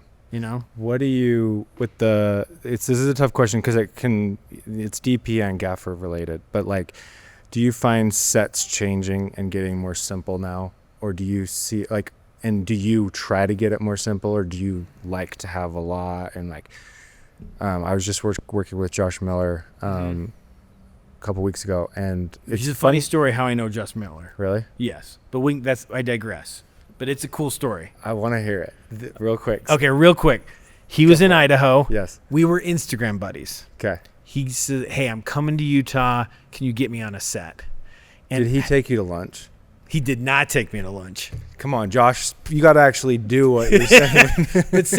But it was funny. We were like, he would ask me questions and I would try and answer them the best I could. But he comes to Utah and there's this weird music video we're doing. I don't have a lot of budget, but he's just like, just get me on a set. Yeah. And so I invited him and I looked and I was like, dude, this kid knows how to set a C-stand. He doesn't talk back to me. Yeah. He doesn't interject. He just is yes. And he's like, how can I help you, Jared? Yeah. And I was like, this kid's going to make it. Yeah. He's doing great. So, anyways, that's how I met Josh. I love that. Yeah. I love that kid. And I actually didn't know him until he was working for Film Lab at the time. Yeah. He rented my studio and I, same thing, Instagram buddies, and we were chatting and got to know him a little bit. Super cool dude. So I hired him for the first time. He DP'd, but he also gaffed for me. And he said something about, not caring so much about a key light anymore and just making it look pretty. Right. And he used the 1200 aperture and would just blast it through the window. And we didn't have much else. Yeah. And that's what the question kind of goes to is like, when you're gaffing, are you super simple? Mm-hmm. Or is that a DP thing that if it can make it simple, like, are you pushing for that? I don't know. Is more better or is less better? Yeah. I think that honestly, you have all, like, I've got all these trucks, right, with all these tools. Yeah. And there are certain things in certain situations. It's like showing up to doing a Rubik's Cube and like having to do it that day, hanging upside down. Yeah. Or showing up and having to do it in zero gravity. Yeah. Or so you have that same tool, but you have these different environmental changes every time. And so I think it really depends on the environment, whether or not it's a big setup or a small setup. Yeah. And there's times where we've planned for the craziest thing because of the way the windows are facing this way and the time of day we're shooting, and we show up and it's overcast and it's done 90% of my work. Yeah. And there's sometimes where I have to build 220 bys and then I have to figure out how to get the reflection out of a giant set. Like there's all these things, and so you're just problem solving. I just do what I do what I have to do, you know. So if it can be small, let's be small. But I also like the DP to know that if it needs to be big, it doesn't bother me. Okay. Because I don't want that's the main thing that I would say to DPs is I don't want you saying let's do something simpler because you're afraid of what I'm going to say. Right. I don't want that. I want you to bring up the wildest thing you can think up of, and I'm going to say, okay, we don't have the budget, time, or space, and it's not safe to do that. I can say that, but I don't want you to not ask me in the first place. Yeah, yeah. And so I would say that in setups in general, you can, like, there's some DPs that, like, because my guys are quick. Yeah. Like, we can set up stuff. We know the plan. I'm good at communicating with the guys. Actually, I'm not. That's my main issue is I come up with the weirdest names for things and I call stuff the wrong stuff. But guys that have worked with me are used to it. Get it. And just get it. The Jared Jaynes language. Yeah, exactly. The Jared Jaynes language. It's always changing. We're always making up like that's a stupid name for something. Let's change it. Yeah. So on my sets sometimes we change stuff. But I really think it comes down to is this the right thing to do for this moment? And if it is, let's pull the trigger. Let's make it happen. Let's do it as quickly as possible, safely as possible. And, you know, there's sometimes we screw up. Like me and the DP just totally missed the mark. It doesn't look good. Yeah. But then there's that moment where we sit down and we're like, what are we going to do? Yeah. We got 30 minutes to pull this shot off. What's happening right now is not what I want. Jared, what do you think? And then, like, I'll go to my guys. Guys, what do you think? Yeah. My key grip, these guys are so good at, like, seeing stuff that sometimes I'm missing. And that's why I bring them on set. I've got guys that I bring on set because I told one guy, I bring you on set because you're everything I'll never be. Yeah. I'll never be as good at this little thing, but I know that, and I'm going to bring you on set because you can add that to the team. And so I love complex setups. I love, like, big setups, and they're fun. I hate cleaning them up. Yeah, yeah. I mean, there's There's nothing worse than pulling out a 100-foot stinger, dude. Oh my gosh, yeah. There's nothing worse. Yeah. And the big old fat cables. Yeah. It's cool because you talk so much about leadership. It sounds I haven't had a gaffer that actually has got a team that like it's typical. Like I talked to Tenzin, he came in and he's young. He's got a van. Yeah. But it sounds like you've got 3 trucks. Yeah. You've got a business. You've got a team that you're hiring out. You're not on all the sets. Sounds like your trucks. I'm probably on at least 80%. Okay. Yeah. And so you're building a business. Yeah. And you're leading a team. Yeah. What does it take to get to that point as a gaffer? It's a lot of risk. Yeah. And I mean, I say risk because I build relationships with producers.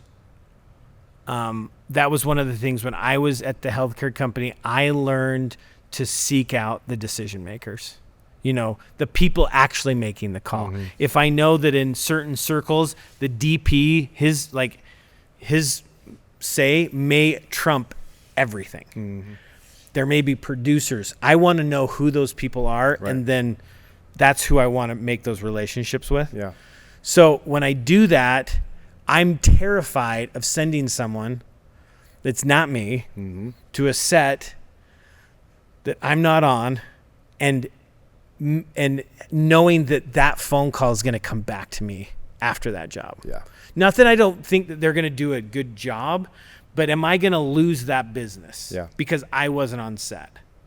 And so that was probably the hardest thing for me to do was, and this year was like, we're like this, and then we're like in this moment right now where January I had 1 truck.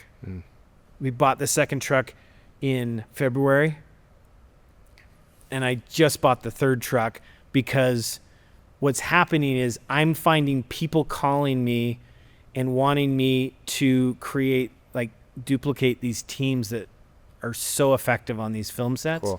And then, so next week, I mean, like up until this point, like I'm pulling stickers off this truck that we just bought. Yeah, I saw that you drove that thing home. Was it St. George? Yeah. Yeah. Because it's got to work on Tuesday. Yeah. And figuring that out. And so like, yeah, I'm like at my bandwidth, like I'm like the other day I was like, babe, what am I doing? Yeah. We're sending 3 trucks out next week. We have 3 jobs. It's happening, overlapping each other. And so you obviously can't be in all places at once.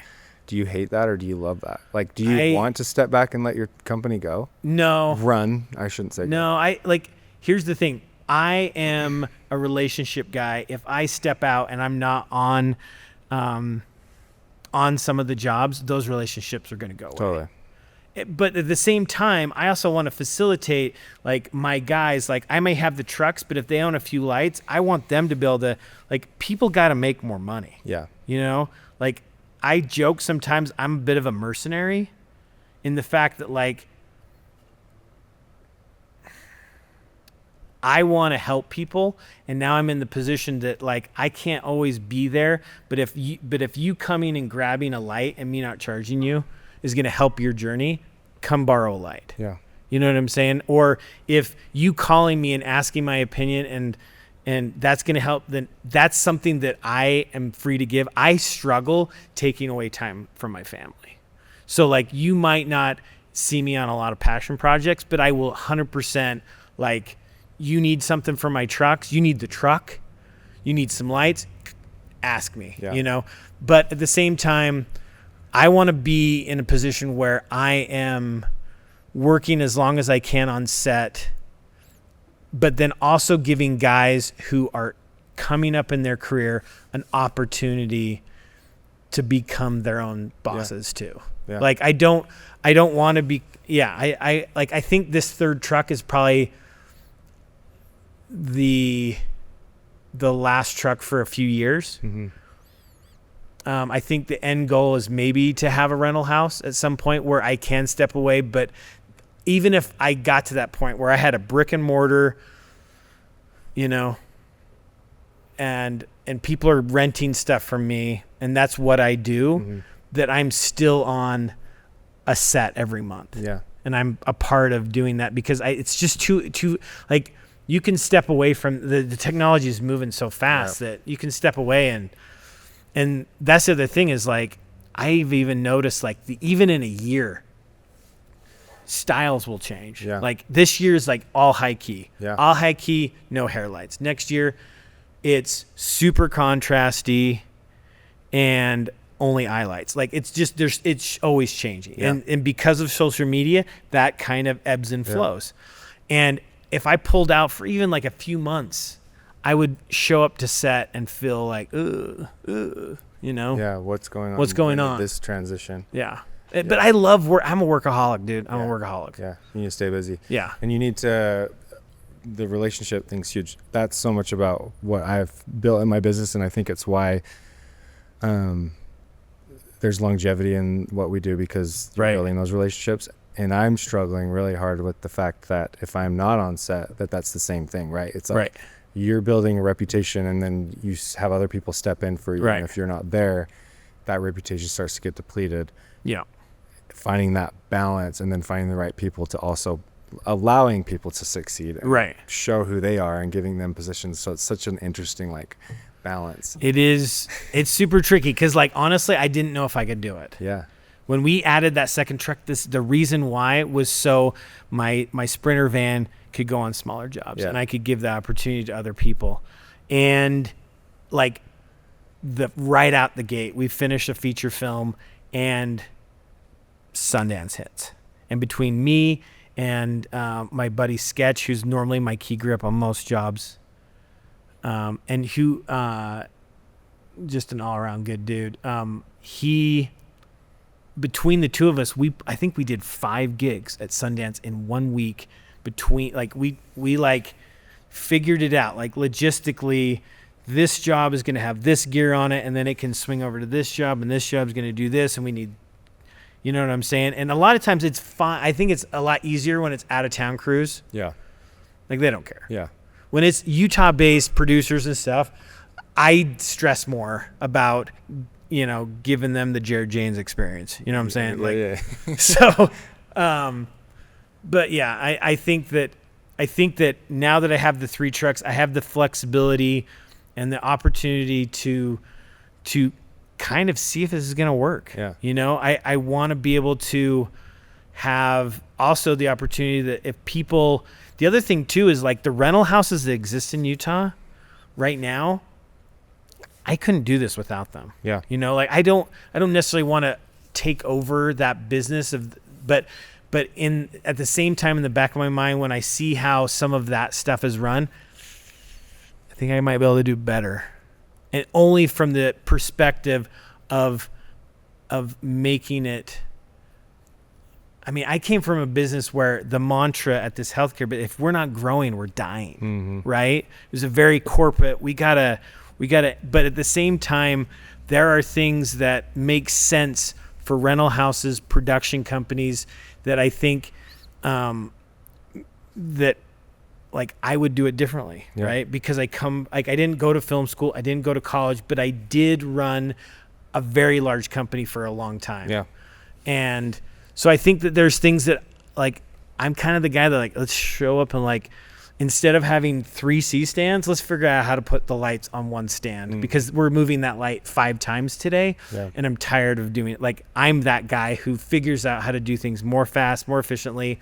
The way we load the truck is dumb. Like the way you're loading the truck is dumb. It's costing us 30 minutes in the morning when we show up to set. Let's do it differently. Let's figure out what's the first thing we need off set. And like, that's the stuff that's I'm thinking about.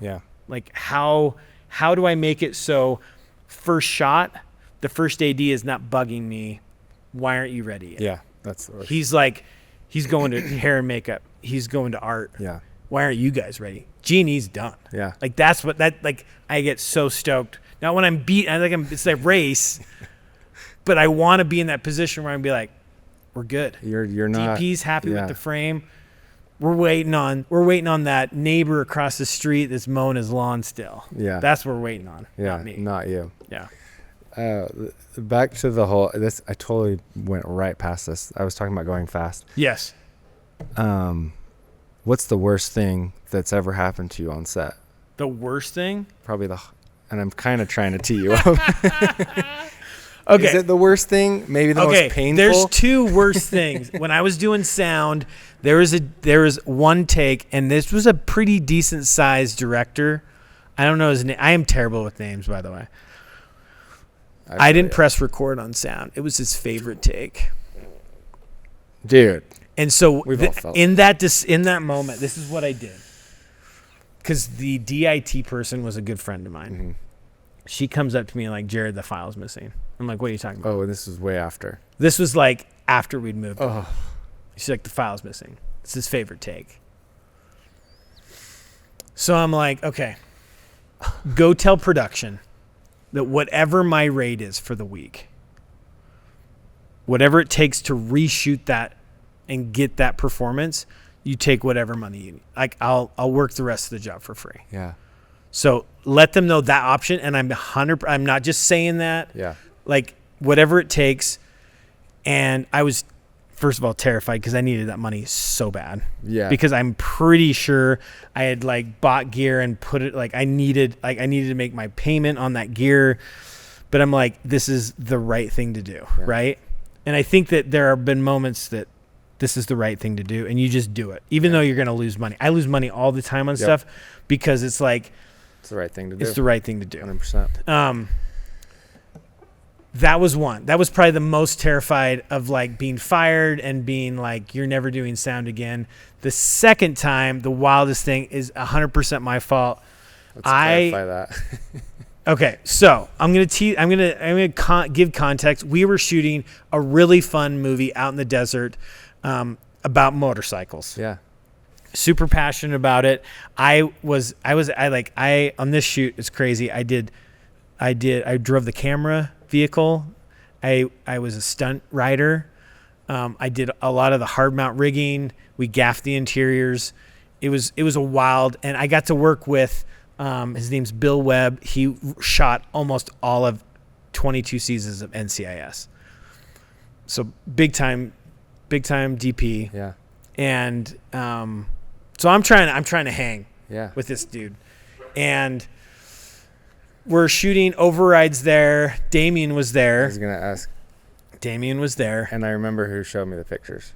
It was Damien? It was Willem. Oh, it was Willem. Yeah. Okay. Yeah, Willem, like, bless his heart, dude. I remember him coming up to the ambulance. Okay, whoa. Yeah, back it up. So we're shooting. I'm on B unit because there's so many exteriors. We were letting my key grip take care of all the exterior stuff, which was, and then because I definitely love hard mount and rigging, and I'm really good at it. I'm really fast. So I was with Charles Eunice. We were on B unit, and I was doing a lot of the rigging. And so they also had me precision driving in the Razor with the Black Arm and the Ronin, and we were doing that all. We kind of did some shots in the morning, and then we're going to transition to override. Override shows up. We pull the camera off. Black Arm's still on, but then I am kind of shadowing override, checking out some lines to make, because we're like deep into the desert, and they don't want to get the Raptor stuck. And so I'm like checking lines and getting out and like helping reset a flag that's a prop, and we're doing stuff. And I had been religious about wearing my seatbelt. Yeah. And the night before, the production stayed out there. We had all gone home, came back the next morning, and someone had clipped the seatbelts together. What does that do? Lets you go faster than 5 miles an hour. Yeah. And they were so old, and I was tired of getting in them. I'm good. Yeah. So anyways, I'm out there in the Razor, and I have the medic with me.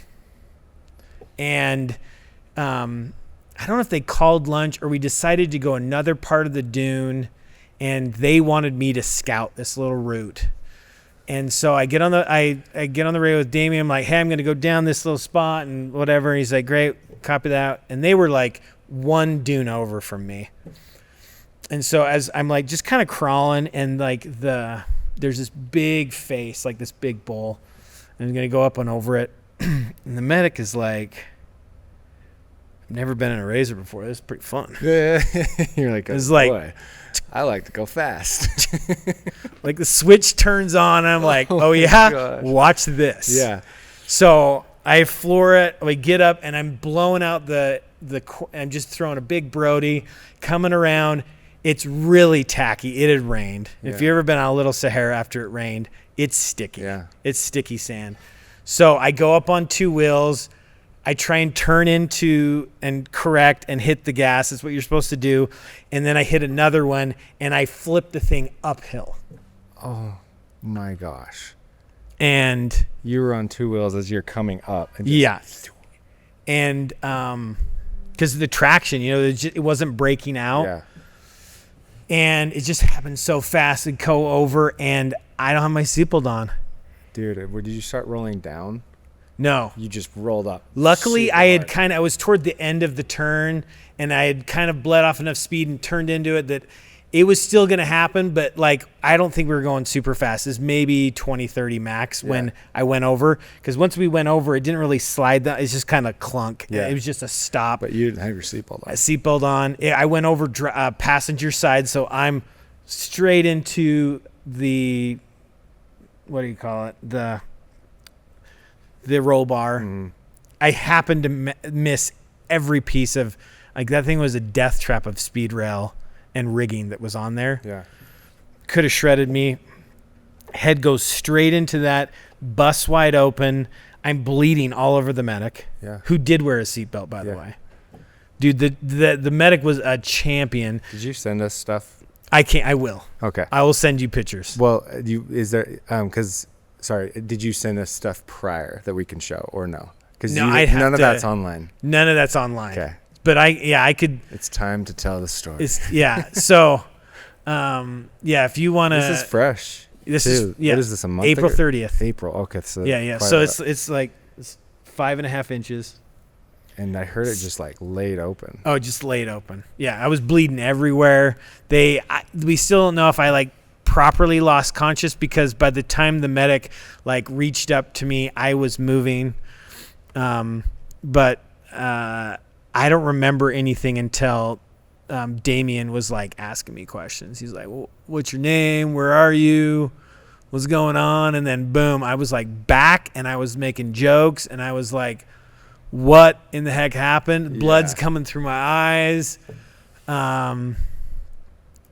We probably should. We could pause and I could just shoot him some photos if you wanted to. Yeah, I think so. I think we should pull it up. Yeah, okay. Me and my wife have this joke. Did you get it? Me and my wife have this joke because I've had a lot of injuries, but we have these thing called ER dates, like where we literally have a date planned. It's a thing. We have a date planned, and then we end up in the ER, and that's our date night. It's legit. So, anyways, we actually I don't know if we had plans that night, but yeah, I'm like, first off, give me a phone. So I call my wife. Blood's going through my eyes. I'm like, babe, and she's like, she immediately knows the type of babe. Yeah. And she's like, what happened? Yeah. And I'm like, I flipped the razor. My head's bleeding. I'm probably heading to the ER. I'll call you in a little bit. And she's like, Jared? Are you freaking kidding me? She's freaking kidding me. So yeah, we end up at the yeah, dude. Oh. Yeah. And here's the thing, like this guy was a stud. Damien like kept me chill. He's the best. Charles was super like just keeping me. But then as soon as like I was like, the glass half full Jared came back. I was like, let's get. Oh yeah, that was a brutal one, dude. So much blood. So much blood. I can't even imagine sitting there and watching, and you're just like joking about it. I'm sure having a good old time. I mean, I'm making jokes, and that's a coping mechanism. I'll be honest. Yeah, you're like actually really hurt. Yeah, but I'm like, let's snap some pics, man. Let's just chill, man. But yeah, that PJ was there. They were all just the fact that you're posing for a picture right now. Well, there's another. I don't know if this is there the one where I'm like posed by. I'm like I stopped everything. Like, don't get me in the ambulance yet. Yeah. I need a photo, and it's not that one. It's the one where I'm like leaning up against it. It's like I'm totally posing. That's another one. Yeah, that's me getting transported. I mean that like. You can see, like it. So you fell into the medic Like, Yeah, I was straight up. That was the only thing he was kind of pissed about, was he was like, "You're heavy." Yeah, He's like, "And you're bleeding on me." all over you. Yeah. And I ruined my favorite cooler. That was a bummer. But I didn't ruin the black arm. They literally flipped the razor back up, and It was fine. it was fine. They kept going. So yeah, that was no one's really. Oh, here's a video.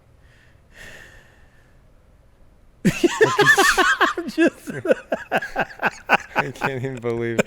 Anyways, not the production's fault. This was all 100% me. But you know what? At that moment, I was like, honestly, it's like, Jared, these are the moments that remind you of, like, you getting a little cocky. Bring it back. Bring it back, buddy. Chill, bro. Chill out, dude. And this is, like, when I broke my femur, like in 2011, I was on an adventure touring bike, and I thought I was immortal. I mean, I was like, it was 2011. So I don't know how old I was, but I thought I was immortal. And like that moment when you get a second chance, like you better like take that moment. Yeah. And like reevaluate. Don't I take think it for granted. Yeah. And don't take like my family. I mean, because honestly, you could probably look up in the last year that 100 people that have died doing that exact same thing.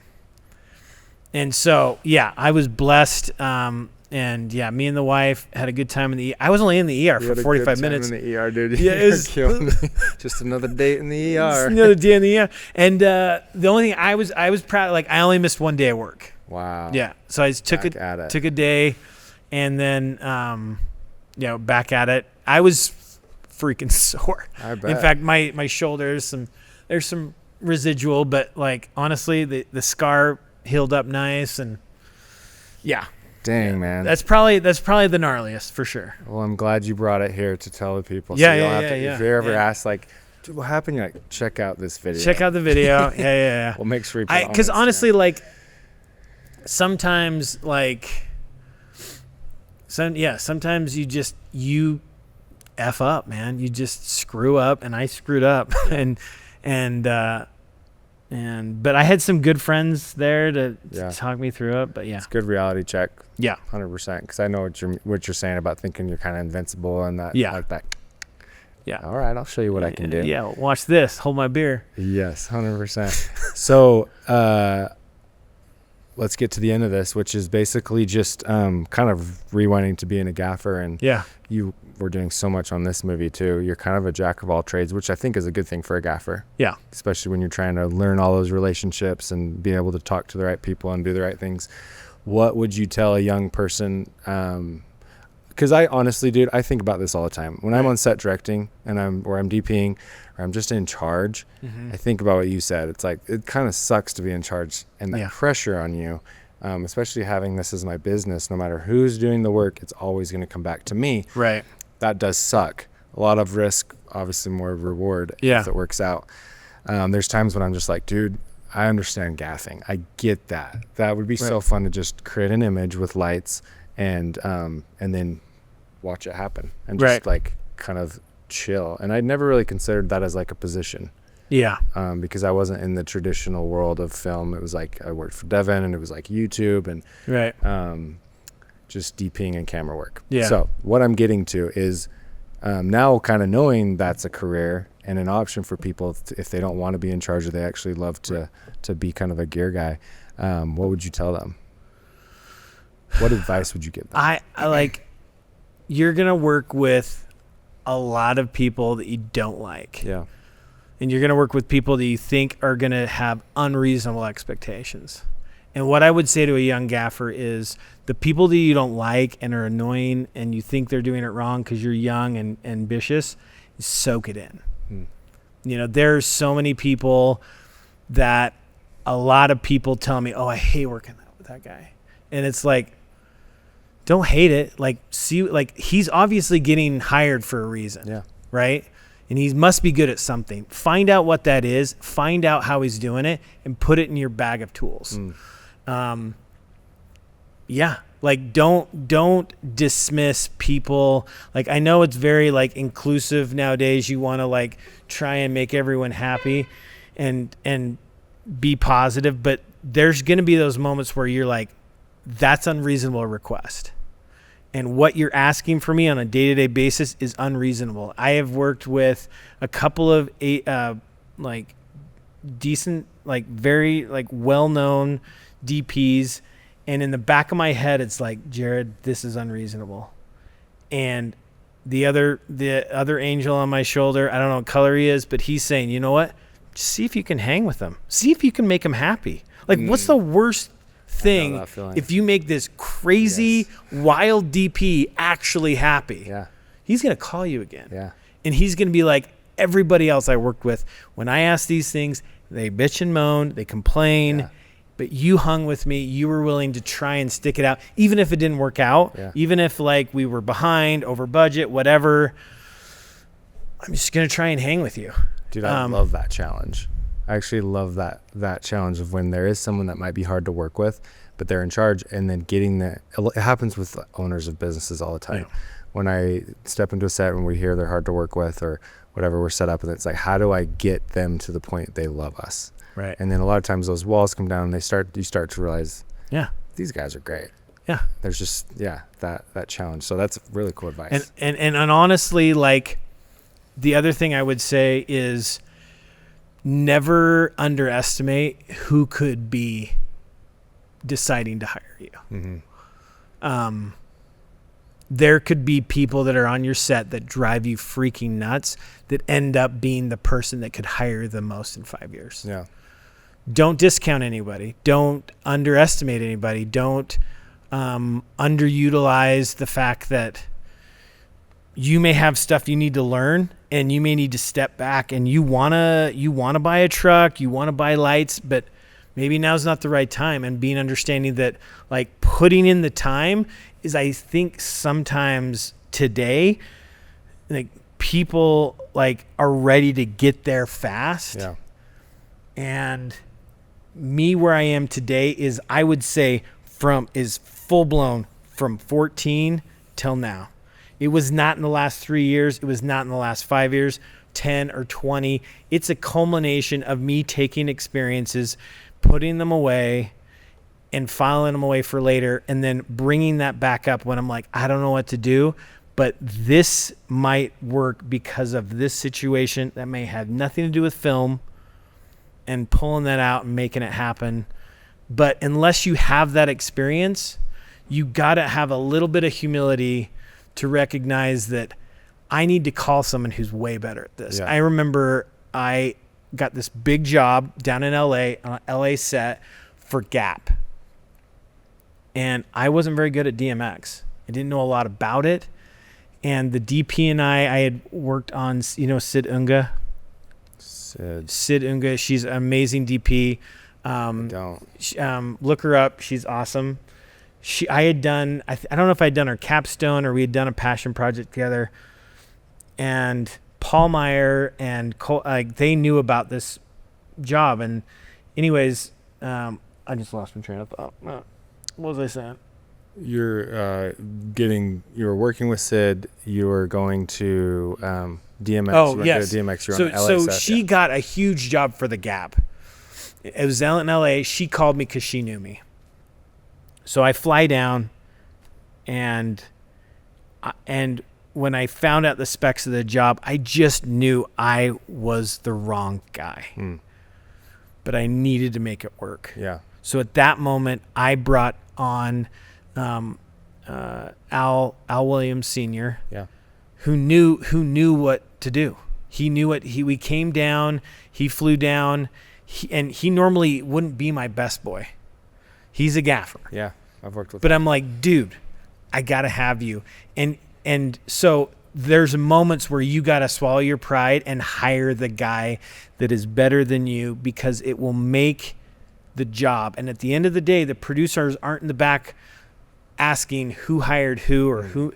They're knowing that the gaffer made it happen, and that's how you build relationships. Yeah. The last thing I would say is write stuff down. Like, I know that that in this situation, this light at this distance through this window with that tint does this. And I'm going to write it down, and I may never look at it again. But for me personally, writing it down, it's like like when you're playing Minecraft and you're collecting stuff and sticking it in your little. I don't play Minecraft. I've seen my kids play it. Yeah, you put like little tools and stuff. You put little tools, right? Yeah. It's just but write it down, because when you're on a tech scout and a DP looks at you and says, "Hey, I want to do this, this, and this," and you've written it down because you've done it before. Cool. You don't have to say, yeah, and act like you don't know what you're talking about. You've already done it. Yeah. Just pull it out and be like, that's going to be an M90 because you need it to be 60 feet back. We got heavily tinted windows, and you want to get deep into this. And we're also going to need to get a crank stand. So like those things are because I wrote it down and I made a journal of it, and then you can recall it, you know? Yeah. So like young kids, just, be humble, work hard. And then, don't ever estimate that the PA that you're being a dick to may be the guy hiring you in 5 years. Yeah, totally. That's it. So true. That's incredible advice. And I think you've gotten, I want that whole segment like on its own, like all those pieces, because I think that's huge for just anyone in any position, truthfully. Right. Not just for gaffers. But we end the podcast with a question that came from the last guest. Okay. They ask you not knowing who you are. Okay. And then you are going to ask the next guest a question about anything. Anything. It can be film related or life related, and then we'll have them answer it. So, okay. I don't know if you have that teed up, but we have the last guest was actually a kid that had just been a fan of mine and Devin Supertramp for a long time. He flew in here from Arizona just to be on the podcast. Okay. Blake Curry. So let's see if we can hear, and then I'll repeat the question. I would say, how do you manage the personal life right now, and then your creative image? How do you manage that? So how do you manage? When you're getting super busy and it seems like you're kind of all over the place. Okay, that's a good question. How do you balance your career with your personal life? So my wife will disagree, but deep down inside, what I do on set does not define me, right? So it's never a question, what is more important? If my wife asked me, like, listen, you need to find another career tomorrow, and it's whether or not our family stays together or whatever, I wouldn't gaff anymore. Yeah. So when I'm making decisions about that, and honestly, that's why I've tried to build my business so that I can create some of those gaps where I can not be on set as much. Yeah. But honestly, when you're on set, you're on, you have fun, you go home, and then when you're home, you're present. I think that's the best way. And then there's moments where I just try and, again, take time for myself, whether that's working on the trucks, going down to the shop and rearranging stuff, just moments that I can think, because they're so rare, even in the busy time, like he was asking, is I seek to prioritize my family life first, and then I fill in the gaps with work. And sometimes those gaps get smaller and smaller because I get more and more work. But that doesn't change the priority of how I'm taking things and making decisions, is always that my family is first and foremost in my time, my effort, and that I'm making decisions career-wise that based on that. Yeah. Yeah. I think that's such a thing that everyone deals with, especially as you grow a business and you get more busy. Everyone talks about work-life balance, which is not a thing. Right. There's no balance because it ebb and flows. And the best way I like to phrase it is just work-life harmony. Yeah. You have to have, if you're married, you got to have those like understandings that this is a busy season. And yeah. Anyway. Yeah. I think for me is understanding that being on set is a blessing, but it doesn't define me. Totally. You know, like having, like if I didn't have the ability to go home and talk about my fun day with my wife. Like if I went home to just, to nothing, and I just had to be like, oh, I had a fun day, but I had nobody but my cat to talk to. Yeah. Like, it would be hard for me to prioritize that. Totally. So I do think it's hard for a lot of people that don't have, they're young, they're not married yet, or they're in and out of relationships but then use your hobby or use, like extended family, your mom and dad, like make that a priority to spend time with those people, and then let the work fill in the gaps instead of the work being the main thing you're focused on and letting the family fill in the gaps. It's ultimately prioritize relationships. And then the second thing is what's supporting those relationships, obviously to live. Yeah. 100%. Love that. Do you have a question at the top of your head that is, I have to imagine it's going to be pretty fun. Oh, I man. hope. I'm putting the pressure on you now. What question would you ask the next guest? The next guest? Oh, my gosh. I'm putting you on the spot. Yeah. I mean, one time I was in a deposition for a lawsuit. This is unrelated, but, man, that lawyer, when we got done, he was so pissed at me because I was so not serious. So I'm trying to think of a semi-serious. I'm just thinking back to that. He's like so pissed at me for. Anyways, I don't know why I'm. Just let it be what you would like. You're. That's why I said I think it'll be a fun question. I would say if there was one thing that you want to accomplish in the film industry that you would be prouder than anything, that you could hang your hat on at the end of your career, like what would you want to accomplish? What is that thing? What is that thing? Cool. Yeah. I love that. I just realized we never talked about where you're headed. But that will come in season 2. Okay. Yeah. But I always ask that question, which is where are you ultimately heading? Do you have a quick answer to that? I mean, here's the thing. I want to be a gaffer and be in this industry as long as possible. I want to make one movie. Okay. Pony Boys. Okay. Well, maybe next time if I'm here, I'll give you the pitch on Pony Boys. Okay.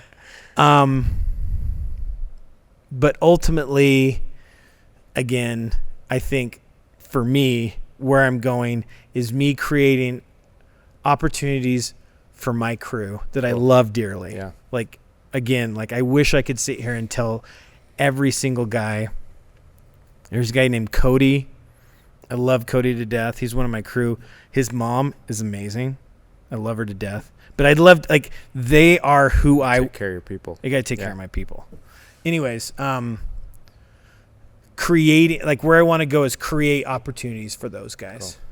That's ultimately, and if I do that, if I'm able to do that, then I'm not going to have to worry about myself. Yeah. Because I think if that's happening, then stuff's happening for me. 100%. Take care of the people and it'll all come back. And yeah, I love that. Well, everyone, this is a filmmaker's journey. This is your guest, Jared Jaynes. Yeah. Thanks for being on. Some people say Jaynes. That's incorrect. Jaynes. I'm sure that's a good joke that has to be known as the Jaynes. Yeah. Thanks for being on, dude. Yeah. Appreciate you taking the time. Super fun.